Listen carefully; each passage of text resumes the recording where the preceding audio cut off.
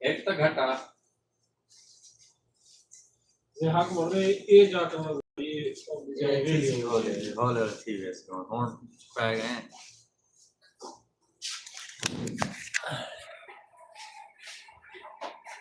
तो जी दोस्तों, ये एक हमने खोल के बाहर स्क्रैप रख दिया है। इधर ही रखना है आगे? हाँ इधर ही रख दो, अभी स्क्रैप बाहर रख दिया है और बाकी हम इंशाल्लाह कल काम करेंगे। तो हरकत में बरकत है।